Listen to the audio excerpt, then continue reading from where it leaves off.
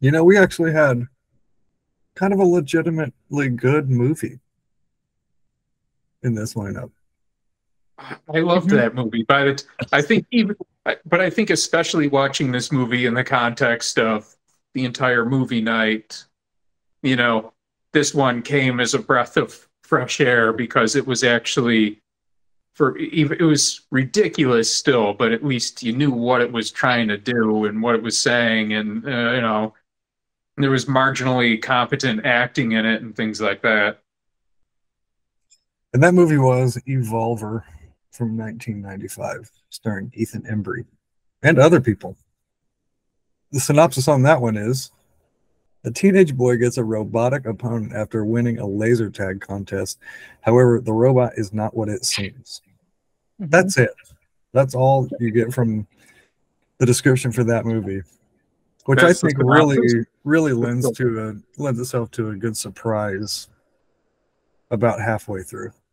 So then they give him this robot that learns it so that he can do combat games with it as he likes, which led me to believe that they were going to go with a narrative that they were trying to pick from a pool of the best and the brightest to train their combat droids, which this would already be ludicrous because it's like really like from, you know, they're looking at amongst a pool of teenagers playing video games instead, they could be using combat veterans and things like that. But no, it seemed like they were trying to present it as this was just a product that they were giving the kid. Mhm. And then there was that trouble of why would they do that? Mhm. Why Yeah. would they give something that intense? Mhm.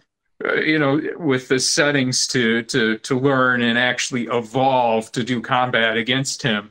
Like, why would you bother giving something like that so elaborate to the Mhm. kid to begin with? They never, I don't think they ever really explained that. That's what made the movie, you know, Mhm. really kind of ridiculous. But yeah, it felt like a kids movie for a while, and I think when it first seemed hilarious that it was like this kids movie with the violence in it is at the point where that jock in the locker room got a ball bearing shot right through his eye.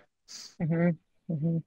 There were really good kill setups in that movie. You could tell they were kind of like workshopped, like actually written out. Oh, I enjoyed the fuck out of this movie, honestly. Hmm. Yeah, that one was pretty good. It was so cheesy, Mhm. but it had this great pacing, and I was never not entertained by whatever was going on. Even the boring scenes were so, you know, campy and cheesy and just, kids movie esque that they were funny too. Just even the expository scenes were just funny for the way they were Mhm. presented. One of Evolver's first kind of like ad lib lines was at the dinner table, and it just said, "I'll slit your fucking throat. I hope the bitch dies." Oh, wow. Who programmed that? Don't click that, please. Yeah, but before that language is presented, it has a very gee whiz kind of setup, Yeah, so that it's hilarious. Mhm. I don't know if the butt cheeks or the violent swearing came first, but it was the combination of those two that tipped me off. Yeah, but the contrast didn't get old. It wasn't like the first thing came up and then it ruined the effect thereafter. It stayed funny. Somebody called the robot suboptimal prime. I thought that was pretty good. Is for the fact that people were decrying the first and second movies as having felt like they were 9 hours long each. Like by the end of Evolver, it kind of felt like movie night was ending too soon. It's one of those weird nights.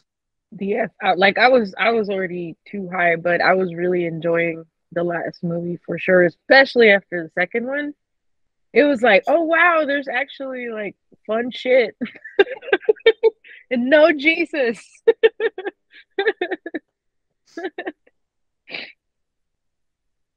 Yeah, but it was still silly and weird enough to not pull you out of it, you know. Find out what